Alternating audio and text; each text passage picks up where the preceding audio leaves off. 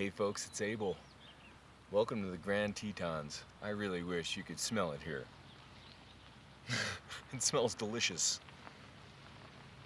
It's the perfect time of year for seeing wildflowers. We're here at mid-June.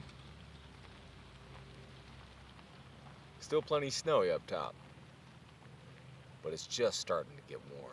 Really nice during the day. Cool mountain air works perfectly with the smell of these wildflowers. Enjoy.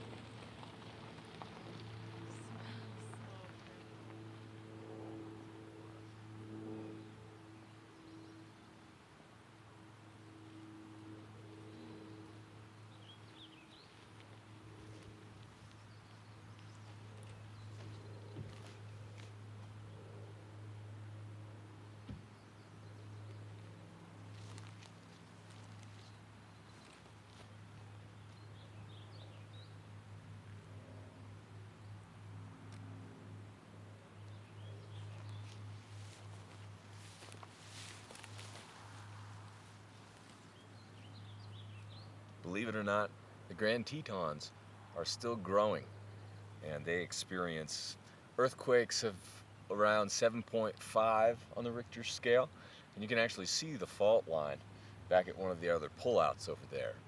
But this area is basically due for their next big earthquake. There's not too much human development here, so it shouldn't be that big of a deal, but it could mess with dams. But it's really interesting to think of these mountains being so high, rising from these meadows. You've got a 7,000 foot vertical straight up, basically.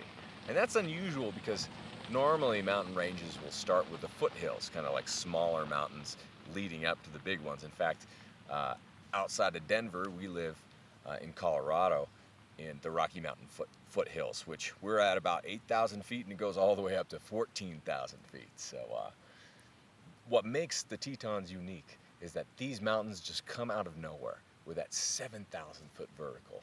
So it is something special and unique to behold. It's wonderful to be here.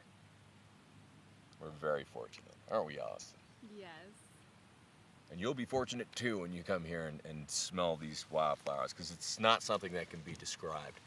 And you know, we don't have smell-o-vision yet, and we don't have smell-o-vision virtual reality, but I'm sure it's coming.